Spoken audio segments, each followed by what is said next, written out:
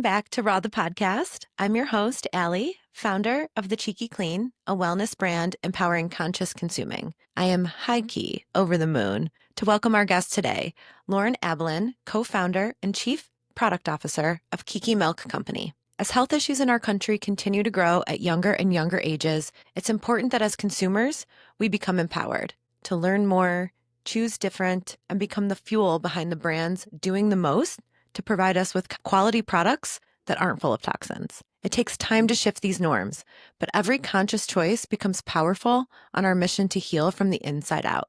After spending 14 years myself in mass manufacturing, I learned that as consumers, we truly can be the force, instead of waiting for regulations to maybe change way too slow. Bringing light and connecting brands doing it right with us consumers who are ready for better is truly my honor. We often forget that just 11 companies control the majority of household brands sold in commercial stores. A study by Label Insight and the Food Marketing Institute found that over 80% of grocery store products are owned by just a few large conglomerates, even if they appear to be unique or indie brands. What this means for consumers is that it's becoming increasingly harder and more difficult to choose consciously, and for real, purpose-driven entrepreneurs, it's even harder to compete. I hope by sharing the ones doing it with heart like Kiki, you will feel inspired to drive change in our country and pave the way for a healthier, happier future for next generations with every intentional purchase you make. Today, we will discuss Lauren's purpose-driven mission behind her brand, what makes Kiki different, and how she turned her desire for healing into a business. Heart-forward founders don't just grow companies, they heal industries. And with that, Lauren, welcome to Raw the Podcast. Let's get into it.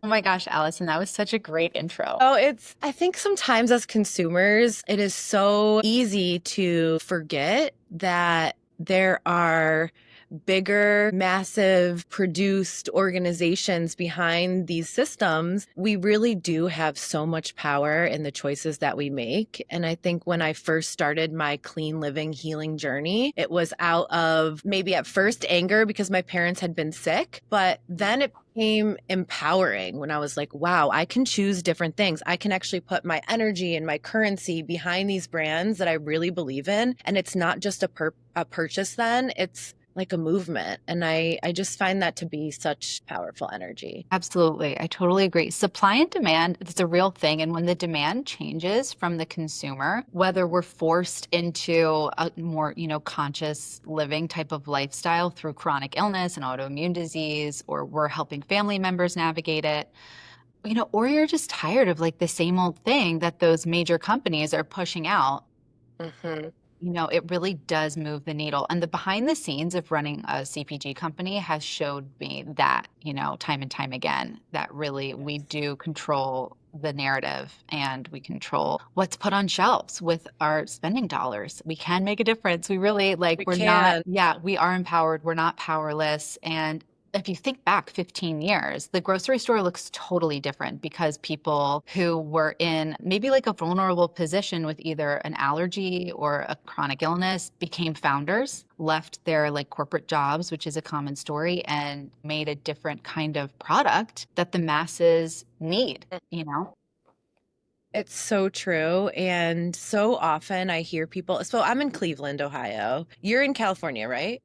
I'm in California, but I'm from PA. So You're from PA, so you know the differences demographic wise and just the resources and the access. Why I'm so passionate about being here. I lived in California for 6 years. I absolutely loved it. I feel like it's my soul's home and I would love to move back. And now that I'm not in a corporate job and I technically could move back, I'm so passionate about being here and really helping give people resources to options, because we do forget that we have that option and that with an intentional purchase, it's making such a difference. And when I was on the opposite side in mass manufacturing in the chemical industry for my entire career, I really thought like, I'm going to change this from the inside. Right. But the fact is there is chemistry, there is options, but all of the manufacturers believe, the consumers don't want that, the consumers don't want to pay for it. And then on the flip side, we have these regulations that really aren't protecting us quite yet. And so many people in Cleveland and will say, the government, can you believe it? Like they're poisoning us. And I just want to remind people that yes, the regulations aren't there, but knowledge is power. And the more we learn and the more we understand someone's story behind a brand like yourself, we can actually make different choices and still be healthy and fuel health inside of our homes with our families, despite those regulations lagging. And that's really cool. Yeah,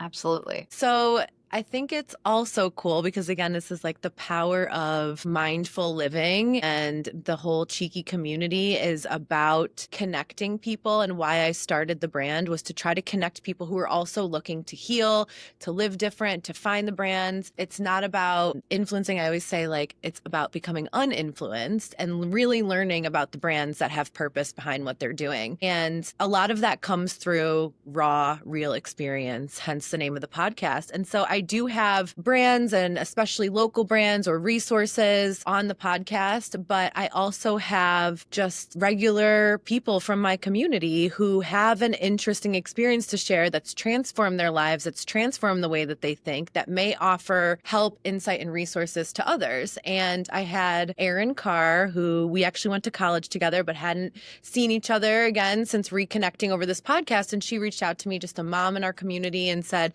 I'd really love to come on the podcast and tell my story about my baby and the allergies and all of the trouble we had finding clean formula for them. And it sparked this whole conversation that so many moms have reached out to me and have been touched by that. And Kiki Milk came up during our discussion and she was raving about it. It was the first time I ever heard about it. So I started following you guys, and that's how now this podcast came to be, of you coming on. And it just goes to show how real experience and sharing that together can be such a powerful thing. And so thank you for taking the time to not only go against all odds and make a product to try to compete in this massive world, but to come on the podcast and talk a little bit more about your why behind your brand, because that experience truly goes a long way. My gosh, I love the context that you just shared with me. I love to hear stories like that. The why it's an interesting why, because I wasn't in CPG. I'm not someone who was a nutritionist previously or in food science or looked at making products. But before I became a mom, I was chronically ill my entire life before chronic Really? illness was a term.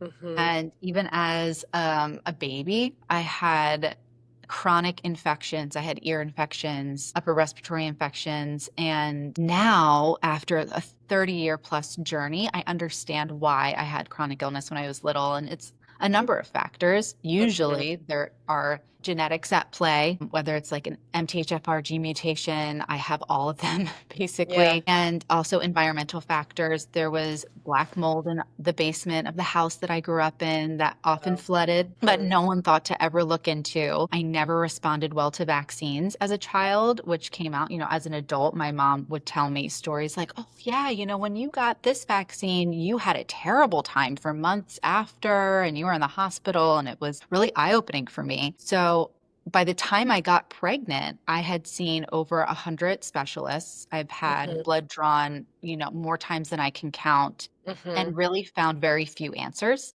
Yeah. And so, like so many of us do, we turn to diet, what we can control, what we're putting in our bodies. Absolutely.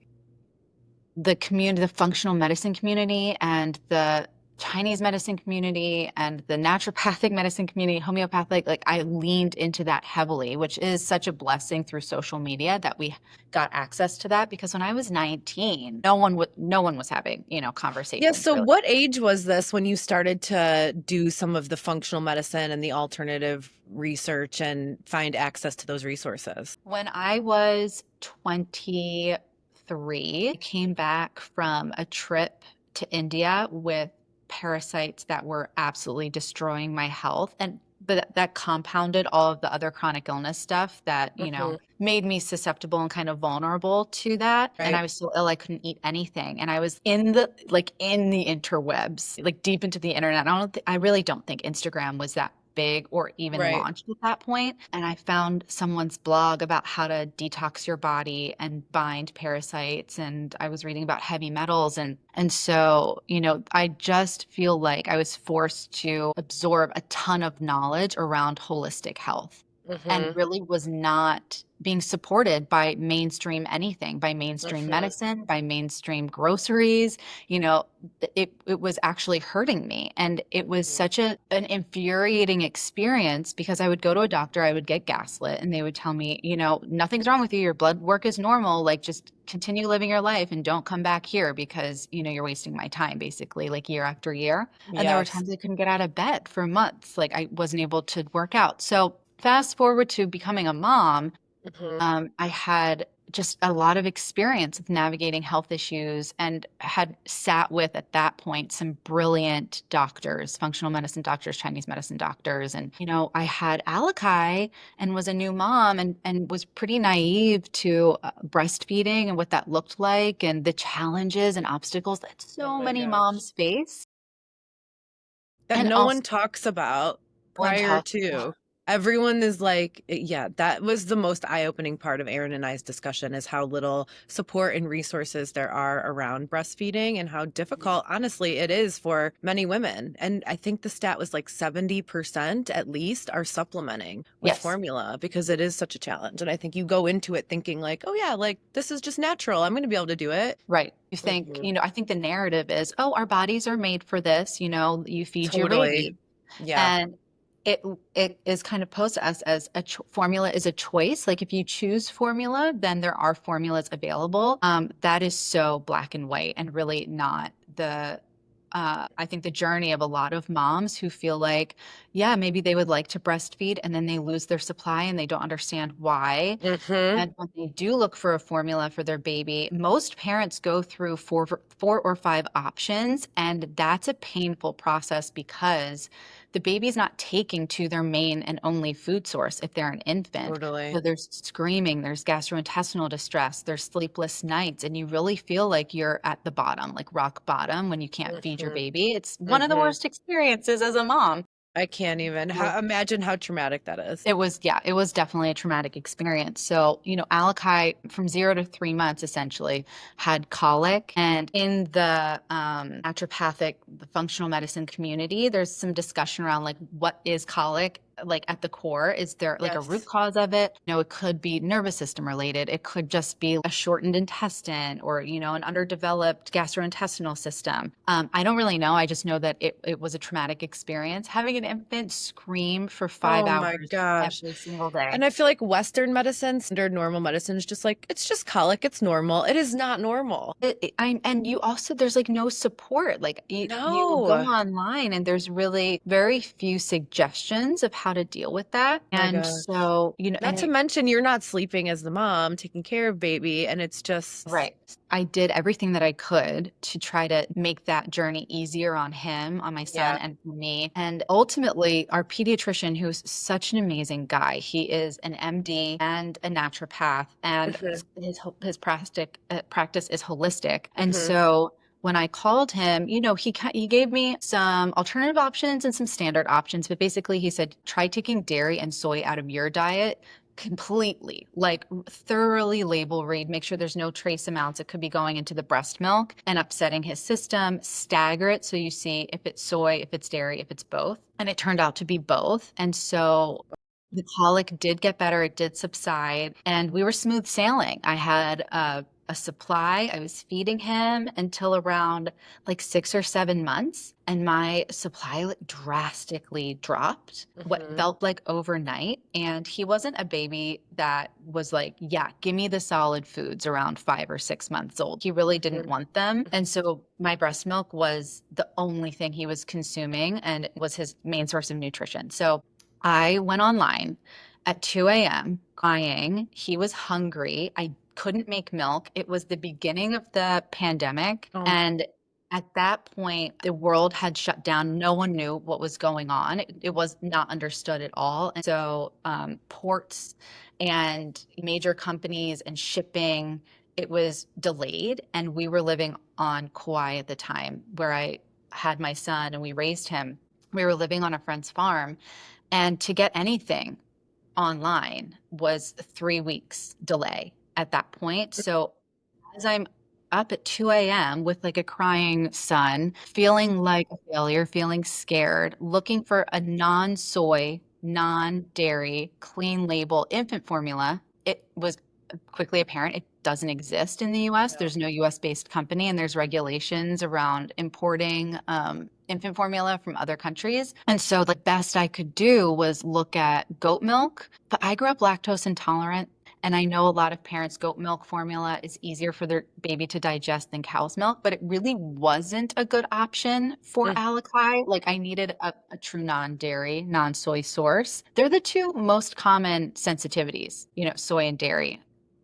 So it was absolutely. shocking that there was no company in the US that had come out with it. So many other, Australia, New Zealand, Germany, Switzerland, UK, Canada, all these other countries have a clean, non-soy, non-dairy, plant-based infant formula approved for sale in their country, and there was zero in the US. And I was so angry. I don't think I've ever felt that betrayed by the food system. And I'd been through it, right, with chronic illness. I wasn't coming in green. Like I was definitely aware of what's in our food and the gaping holes in the US food industry, but I just couldn't But believe you it. just don't expect it to be that stark for babies. Right. You think, yeah, there's these holes, but when you realize that for children who are the most precious beings that we have in our society, that we have no option for, that is really when you're like, okay, I'm shaken awake now. Shaken awake. And my back was against a wall. Like there was no other option for me than to make something in my blender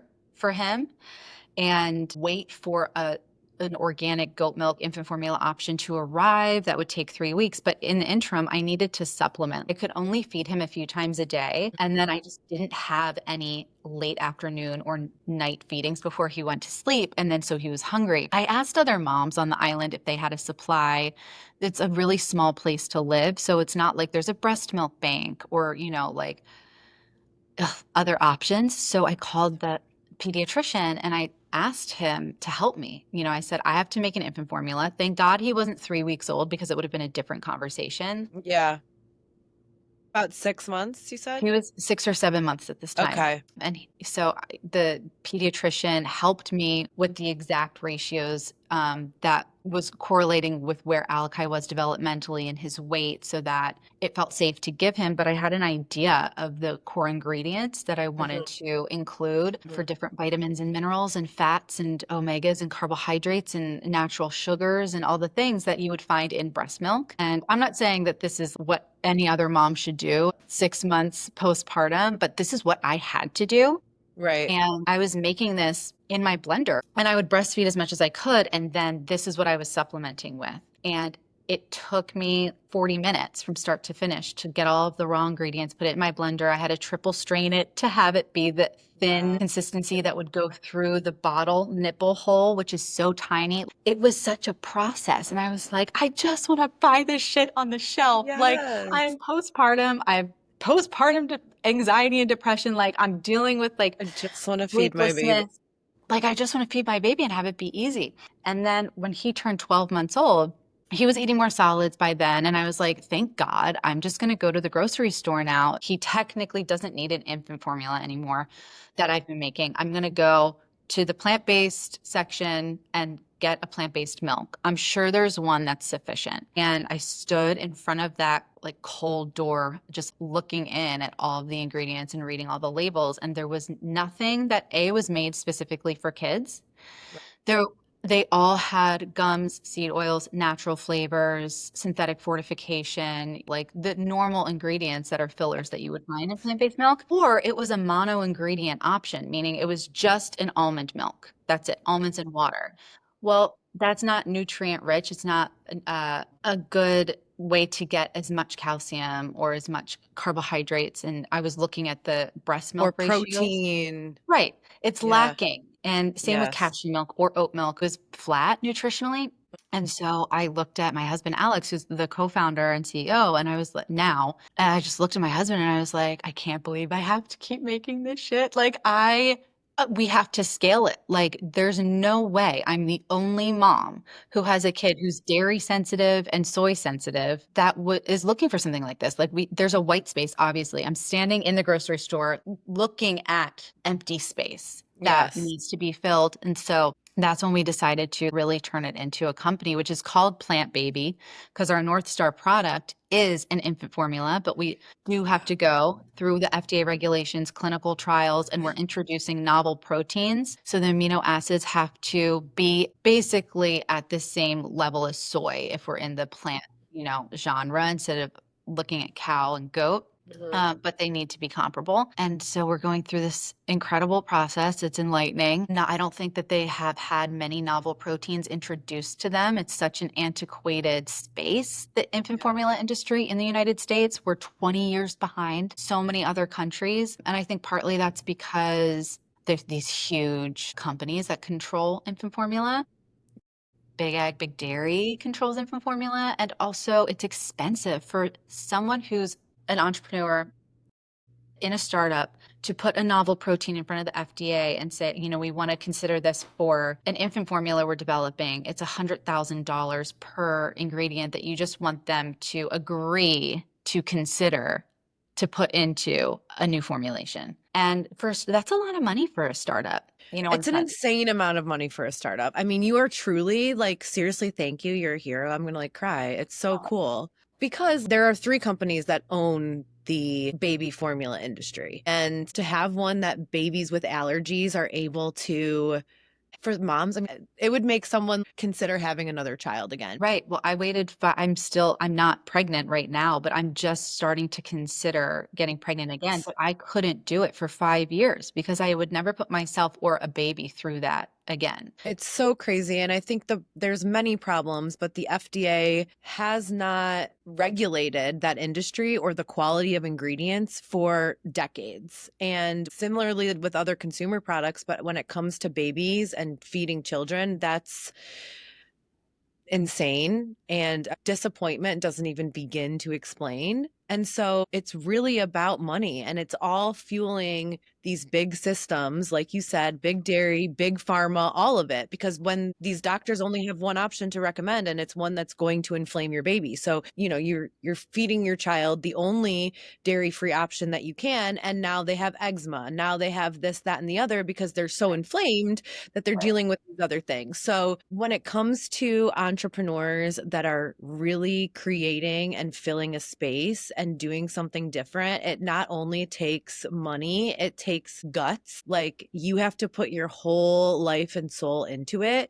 And that's why it's so important to share your story, because consumers have to realize, like, when that does hit the shelf, this is what you're investing in. You're investing in the future generations and future moms and options for everyone. So what's the process like of raising money in order to continue to fund this journey of trying to get a plant-based formula on the market? Yeah, it's been a process. It's still a process.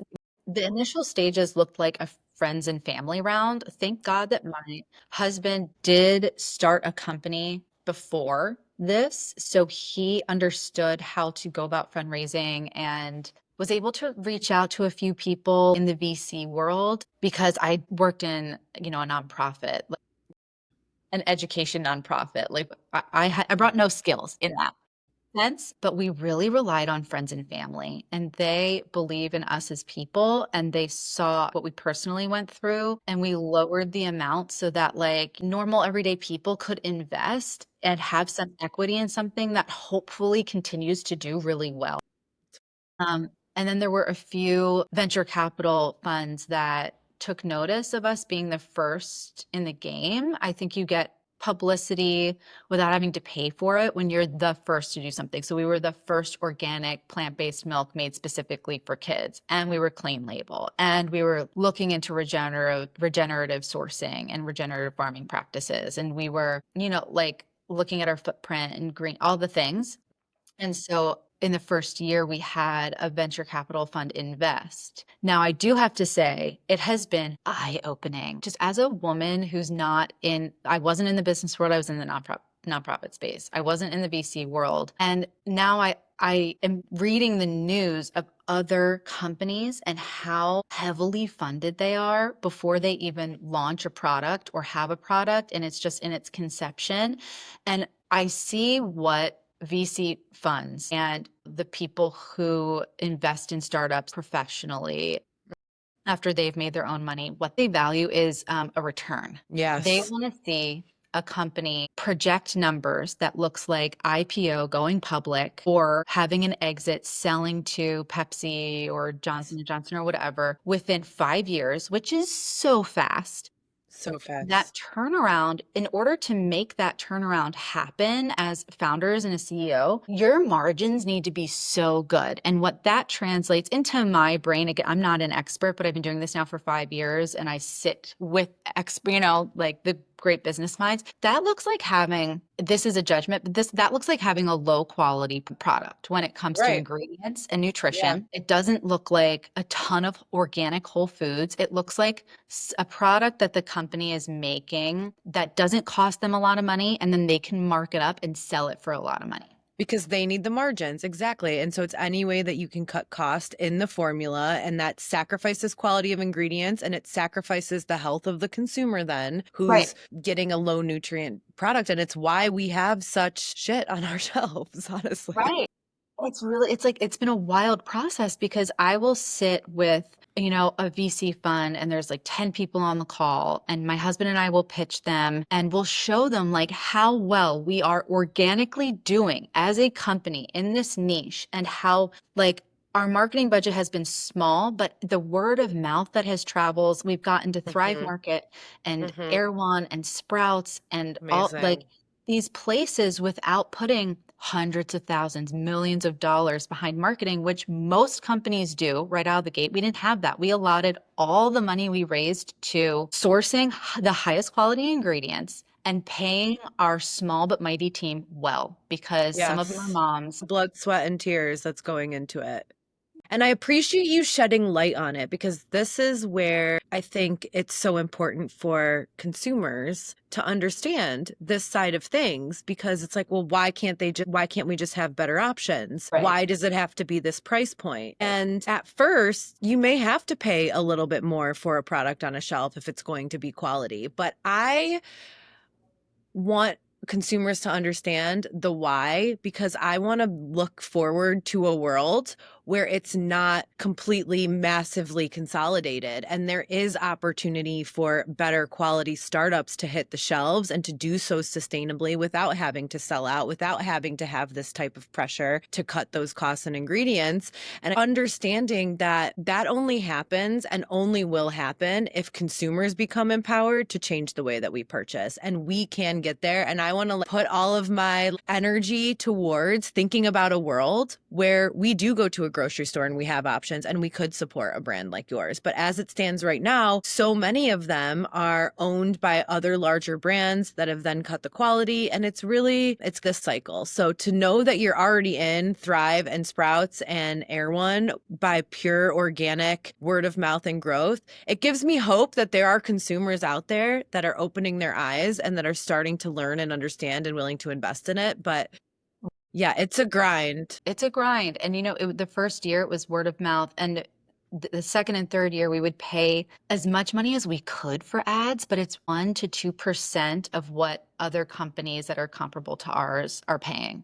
Like Yes. the budgets they have for marketing and for ads makes me nauseous. Like it really Oh. is a wild industry. And whether you're selling, a shirt or a food product, whatever it is, marketing has got out of hand. The And cost. I actually think it's gotten worse as social media marketing and influencer marketing Yes. has grown. And as consumers, is why I'm always touting this uninfluenced mindset, is because people are being paid a lot of money to sell you what they're selling. And if you aren't consciously, I mean, I was in the chemical industry, I read ingredients for and sold ingredients for a living, and I would find myself swiping up on a wellness celebrities recommendation, and it comes to, I'm like, what is this shit? And if I was getting fooled. I mean, you really have to take the time and start to realize it's almost because it's right in front of our faces. We're constantly on our phones. It's worse than it was in ads back in the day with cigarette sales. It truly is. And as consumers, if we're not understanding of that, we are being bamboozled,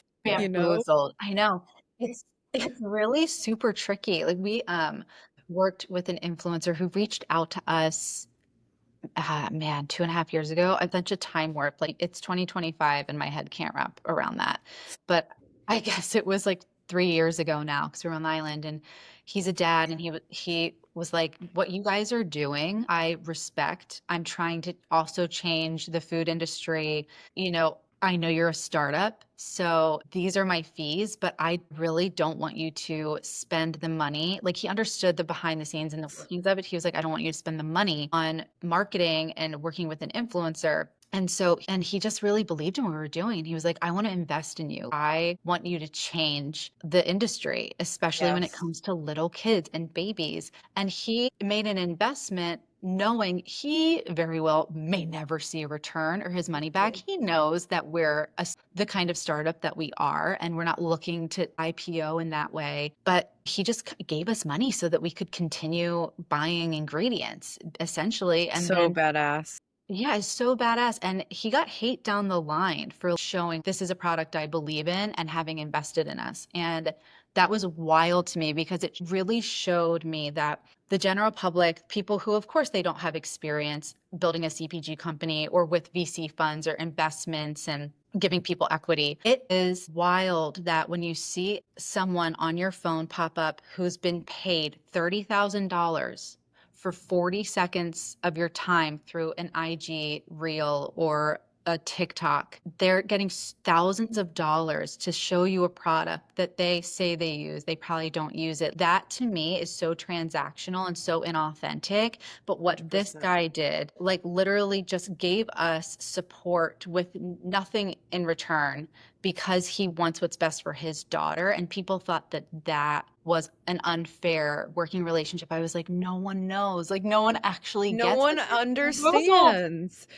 Truly bamboozled. And what are you opening your home to by blindly following? And I do think there is an opportunity to utilize social media, to utilize community, to get the good products and the good brands advertised. But as a consumer, it's so important to understand that influencer, even if they are being paid to support the brand, if they believe in it, badass. But what about it do they believe in? Why are they selling it to you? What's the intention behind the manufacturer and the influencer that's selling it to you? And that's kind of my whole thing around that consciousness has to yield through the entire supply chain until you're the one purchasing it. And when you can go back and look, that is a beautiful thing. And that will help you understand why you're supporting it, why you're buying it. And your currency is energy. And someone like that gentleman is fueling your brand to market, which couldn't be cooler. Couldn't be cooler. Had such a far reach and, didn't really expect anything from us in return, except he's Yeah. just trying to get safer products on the shelves for your kids, period, because we're glyphosate residue free, certified glyphosate residue free. And I do that testing even though we're certified organic, which I've gotten put like every decision I make, I get pushback because I've been sick for so long. And so I'm creating a product through the lens of the most vulnerable population, which is our babies, children, and people with chronic illness or people with autoimmune disease or people who are trying to battle cancer and doing it through diet as well. Yes. And Yes. some of the things that I bring up to a food science team or people who are in the industry, they tell me essentially like, well, that doesn't really make sense. If it's certified organic, it wouldn't be sprayed with glyphosate. And there's runoff from farms that are nearby.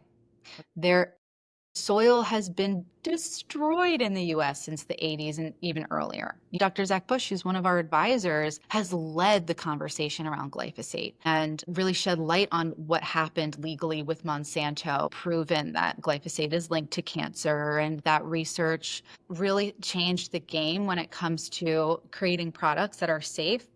For me, I just have been through it and I don't trust blindly anymore.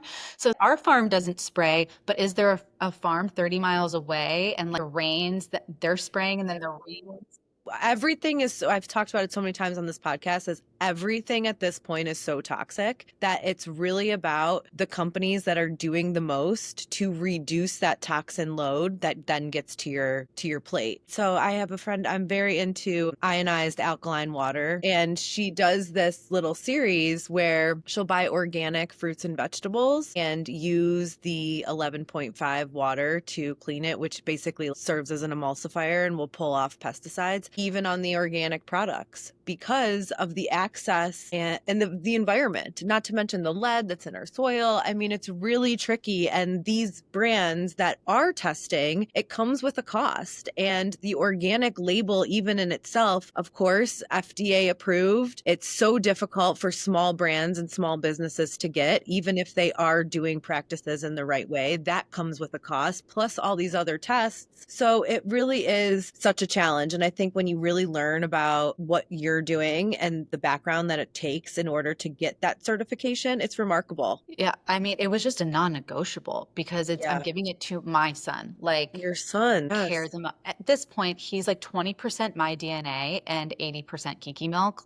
It really is just constantly being consumed in our household. So if there was an issue, it would impact me so directly in a horrific way. Like, because I gave him my genetics for better or worse. And so he has the gene mutations and his body has trouble methylating and has trouble detoxifying and has trouble with glutathione. And so I have to do heavy metal cleanses on us, and I have to do parasite cleanses on us, and I have to do mold cleanses on us. I think it's almost 60% of the population carries the MTHFR gene. Yeah, that's a big percent. Cancer is rising, inflammatory diseases are rising, allergies are rising. All of these things are directly linked to these deficiencies that we have in our products and in our environment. And so Right. it's different than when we were born, It's different. when It is. generations prior to were born. And you're right, they are the most susceptible. So, wow. Okay. So you have the formulation in the works, the formula. For the infant formula, we Yeah. do. And then you have your product currently on the shelf. That is We do. Kiki, right? Yes, that is Kiki Milk, and we Okay. have our original and unsweetened. We have chocolate milk. It's less than 5 grams of sugar. It Wow. has spinach and blueberries in it. It has aquamin, which is a Oh. calcified seaweed that has 72 plus trace minerals and as much calcium as a glass of cow's milk. We have sprouted pumpkin seeds, so they're bioavailable, easier to digest, tons of zinc, magnesium, hemp seeds, omegas, coconut meat, good fats, glyphosate residue free oats. Like, it's really a parenting hack to get that much nutrition in a Mhm. packaged product that does not have any preservatives. It doesn't have any fillers, doesn't have gums trying to make up for the lack of whole food. The hard thing is when you are dairy free, gluten free, trying to, whether you have an allergy or you're just trying to be more conscious, inflammation, whatever it might be. What I found, I was vegetarian, vegan for quite a few years when I was living in California, and I was sacrificing nutrients Right. if I was able to find a non processed version, which was so rare. So Exactly. it's like this white space, as you mentioned, when it comes to actual plant milks. I've been kind of dogging almond milk for a long time because to Yeah. me, it's such a similar formula to the paint that I was manufacturing, house paint that goes on walls. Yep. It is crazy to me that oat milk, just because it's dairy free, has become this health food when Right. the formula is truly trash. Right. Probably more often than not, people, when they're going to a coffee shop or going to these places, they're thinking they're making a healthier choice by not getting dairy, and they're really consuming pesticides in their latte now. Exactly. The plant-based movement, I mean, what it really hurt me because I was vegetarian and vegan on and off for 8 years. I was vegetarian for 8 years, but vegan on and off during that time. And when I got pregnant, I was so sick. Like, I was so nutrient deficient. And Mhm. I think now people who are in the health and wellness space and in the holistic, medicine space are bringing common sense back to these Yes. trends and these fads. Just because something is plant-based, we just recorded like content around this. Like, just because something is plant-based does not equal healthier. That's so far understood now that the carnivore diet has come to light to decrease inflammation. And there are so many ex-vegans who are like, I almost died. I really was. When I got to a point where I wanted to start conceiving, my body, my hormones were so jacked Yes. because I wasn't fueling my body properly. And that's why I started to consume meat again. And I always say it's not about whether you're having plant or meat options, it's how is it made?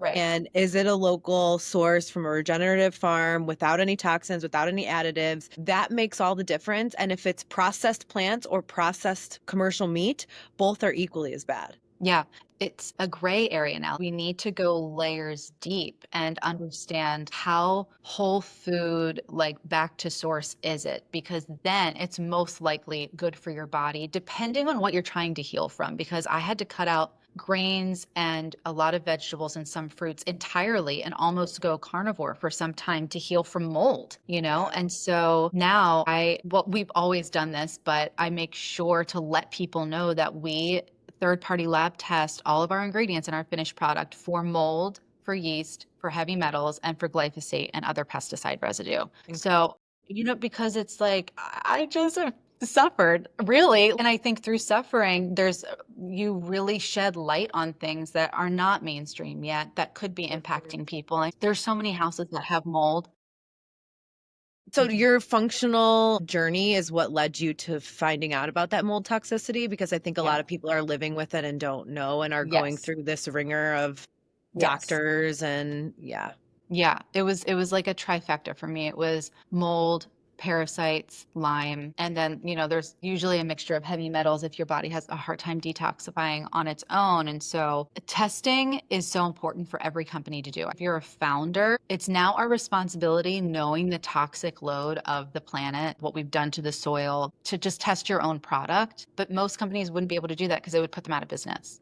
It would probably shed light on something that consumers would stop buying their product. So unless you do it from the beginning and it's your ethos from the start, but testing is interesting. When we test for heavy metals in our chocolate milk, chocolate naturally carries heavy metals. It's just one of like kale. If you pull kale out of your garden from your amazing compost soil, it just naturally pulls heavy metals out of the soil. And our bodies forever have always dealt with a certain amount of heavy metals. We sent our chocolate milk off to the lab one time and it came back with higher heavy metals than I would like to see, but it's always under, the amount that's allowed. And we sent it back 4 more times to see 4 different batches to make sure. And all of them came back super low. So when you see people blasting companies, it's not as cut and dry. It's really like you can't try to squash a company who's doing the work, a good, clean label, really, really clean label startup. It's just, it's layered I out know, and there. that's where education comes in so much because so many people I don't think understand that layered effect. Consumers have grown such strong emotional ties to the brands that they grew up with and the household names that we have just allowed them to be the standard. And all it takes is one test saying that something's high in heavy metals, that to your point is an incredible startup brand, is doing it right, is owned by themselves, and people want to just take them down. I know. And it's really a shame when you think about what we're comparing that to. And in most cases, when that does happen, it's reformulating, retesting, getting to the point where you're comfortable with it. Because if you're doing the test in the first place, you're probably more of a conscious manufacturer. Yeah, exactly. So it's important, I think, for people to understand like these toxins that are really hard to avoid just in general and what that company is doing to create products that are far exceeding the norm. Yeah, exactly. As an entrepreneur, you got a lot coming at you, right? And now you guys are trying to get into stores and be at a price point where you're competing with products that are not at your quality and don't have the added minerals. You're almost like a supplement in a way. Totally. Grocery stores like pretty open to your pitch, or has it been a challenge? It depends on the store. They have been open to it.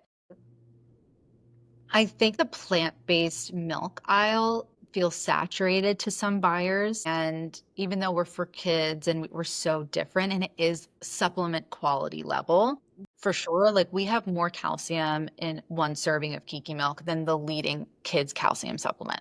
Like it really is such a solid pantry item to have in your home. But yeah, we pitched Sprouts, and I love Sprouts so much. And they were willing to do a trial run after we pitched them. They said, we're going to put you on this little shelf for 3 months that's like new brands. And if no one buys it, then you don't get to be sold. But it wasn't a full placement on shelf in their store. Alex and we were so discouraged, but then we made a video. I was like, I'm gonna call on our community because the people who know and love Kiki Milk will go hard for us. And that has made the biggest difference. I just want our customers to know you guys have literally carried our startup year after year. And so I made like a PSA on our Instagram and I filmed a video and I said, let Sprouts know that you want us more accessible in grocery stores and that you would come buy it and that we're different. And so a bunch of people tagged Sprouts and wrote like the most beautiful comments. Like the reviews we get, Allison, we sit and cry as a company multiple times a month because we get reviews from grandparents often, which is interesting. There's a review their grandson was autistic and has sensory issues, and it's really hard to like have a well-balanced diet for a kid who has food sensitivities and food sensory issues, because texture, taste, they're safe foods. Like my son has sensory issues as well, and so like they're safe foods. You tend to rely on that, and if their safe food's not broccoli, if their safe food is like a certain chip, it's really hard to get nutrition in them. And so they said that it was one of the only things that their grandson with autism was consuming and that it made him healthier and changed his diet. There was a kid going through chemo and the chemo was making them so sick. And Kiki Milk was one of the only things they could get down for months and keep down. And they loved it. And it wasn't a medical grade type of product. It was like fun for kids, normal kid product, and it made them feel more normal while going through something so challenging like chemo. Yeah. The future of the brands that are going to change the landscape of our food industry, it is community driven brands. And this is why, because it is so difficult to do it on your own. But when you do are moving from heart and purpose in the way that you guys are, it is a much slower and way more difficult build. It's hurdle after hurdle, but the people that understand what you're building and that have consumed it, they're going to ride so hard for you. And that is such a cool story. Like it's all numbers. It's all numbers. And yeah, they look at how many followers you have online and your past sales history. But really, it's for us, I feel like we are doing so well naturally because there's this trend now, especially with women and mothers and kids. It's the chronic illness community, really, who's just like showing up and demanding better.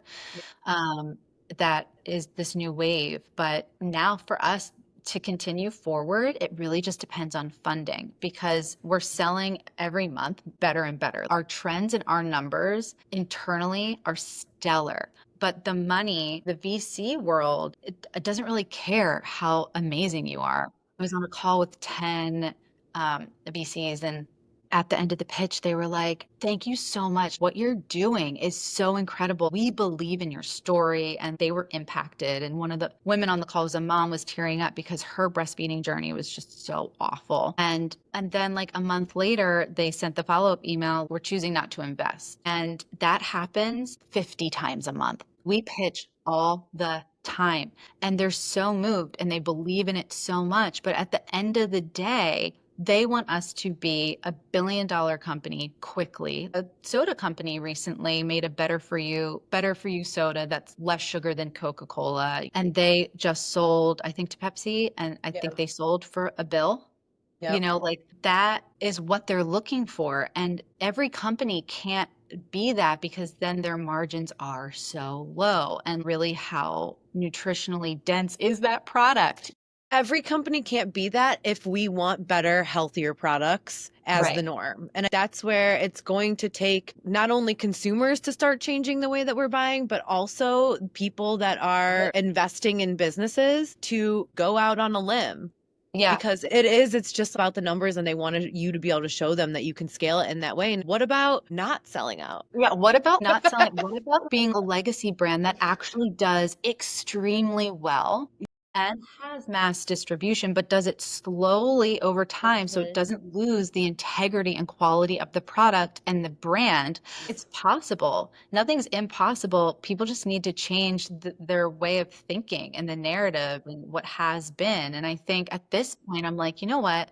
There are people, especially women and moms, who would want to invest in a company, who do have money that could change the direction of a company. And I was talking to my husband, the way of the startup world is you just at some point rely only on VCs because they're the ones with the lump sum that they can give you so that you can continue buying mass amounts of sprouted pumpkin seeds. It costs a lot to run a food company, especially our food company, because we're buying huge amounts of high quality products and our margins are still good, but they're just healthy and integrity type margins. And so I just feel like at this point, we need to change the way business runs by including normal people in the funding of companies because that's how you really move the needle in the world. You open it up.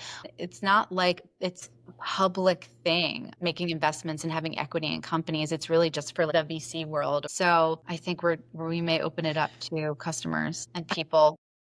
And I mean, look at the guy that invested in your brand when you started. Similar dynamic of people who are truly believing in it because you do need the money and you do need the funding, but it's not going to come in the traditional route if you're creating something that's not the traditional norm. And looking at other paths forward is so inspirational. Continue to share your story and other brands such as yourselves. This is how we can use social media and connection that's one degree of separation from like minds to find those people who are interested in fueling brands of the future and helping really change the industries that we so rely on and that are directly affecting chronic illness, moms, children. The options aren't there, and we as consumers need to do something about it. So, I mean, inspired is an understatement. What do you do personally to stay grounded as an entrepreneur? Do you have any personal practices that are helping you navigate? Because I'm sure there's days when it'd be really easy to be like, wow, do we throw in the towel? It's got to require a lot of faith. And how are you staying grounded in your family, in your own self internally to be able to keep moving from the heart in the way that you do? Yeah, that's such a great question. It's been a humbling experience for sure. But from the first day we decided to make this a company, the grace that has flowed through everything that we've done has shown me that it feels like there's a bigger purpose. And it's not just so that we can have a company, have a brand, and sell things to people. It really has transcended that. Obstacles have been removed. And when it does get really hard, really the hardest part is just funding. It's money. Making an incredible product and changing the way that the food science teams will do something and talking to grocery stores. I don't accept no. I just feel like the future is what you mold it to be.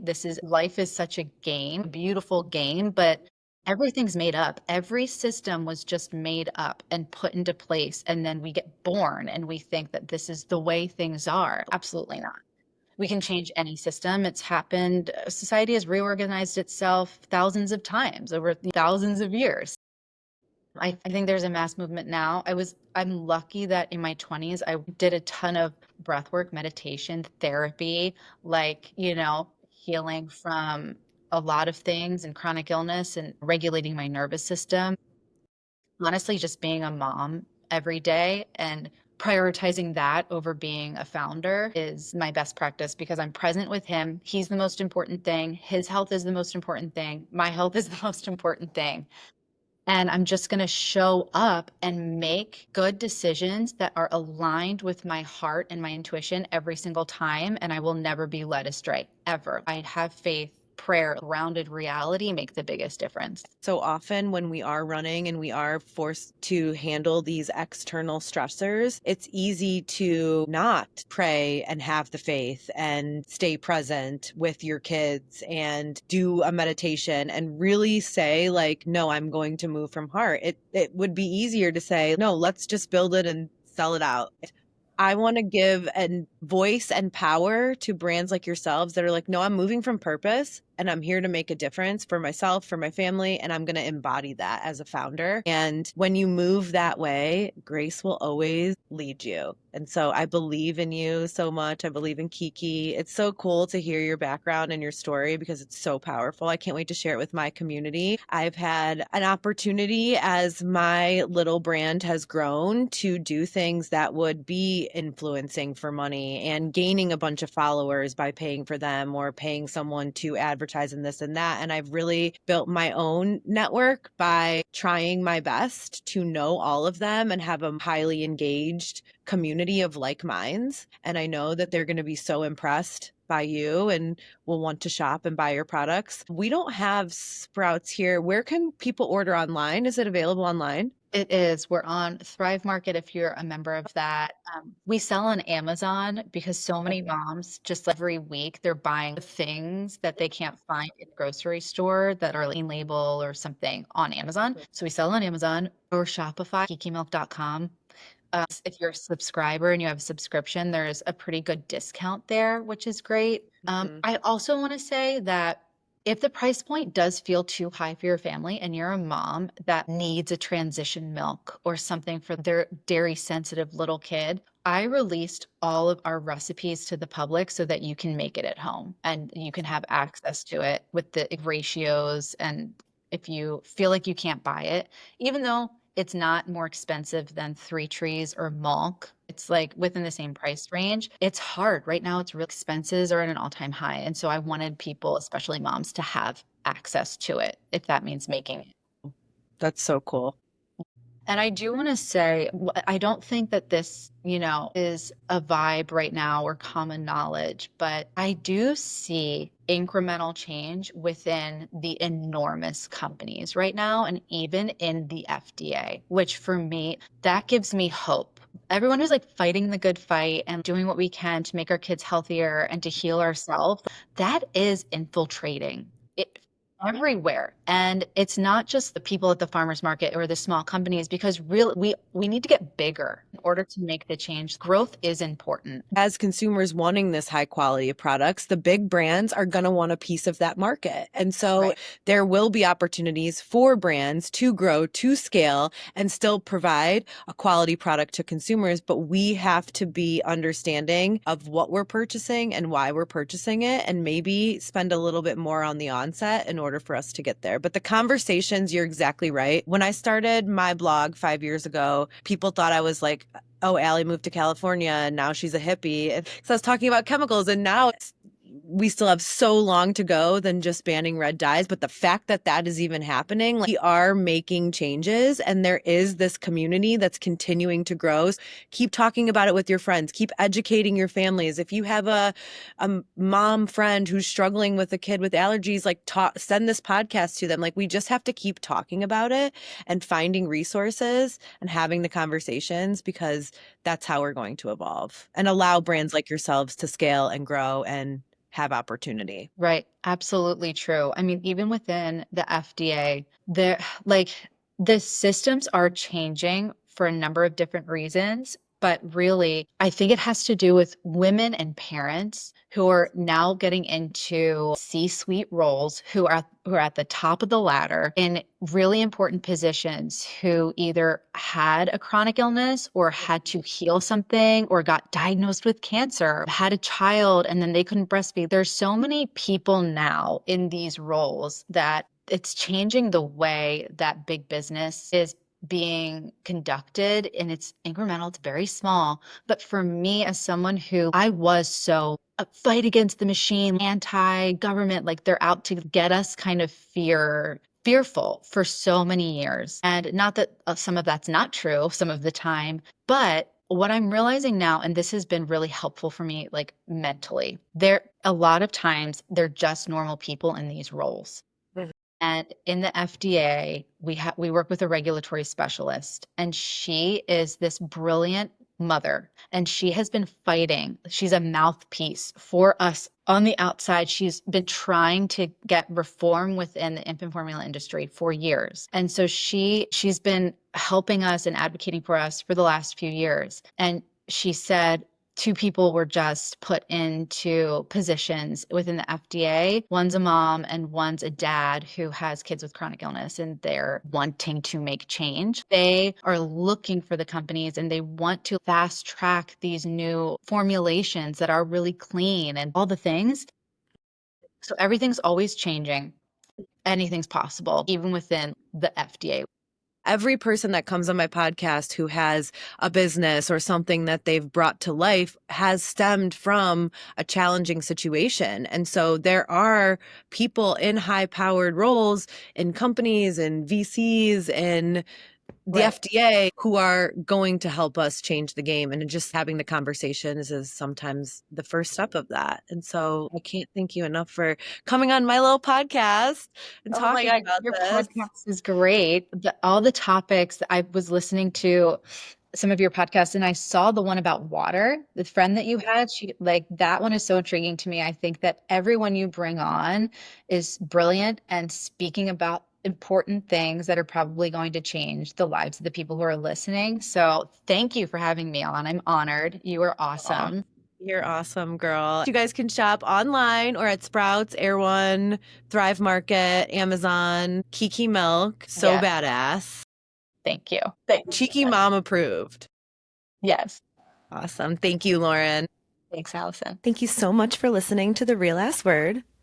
Together as conscious consumers, we truly are a force. Every like, listen, and share supports a mission to a healthier future.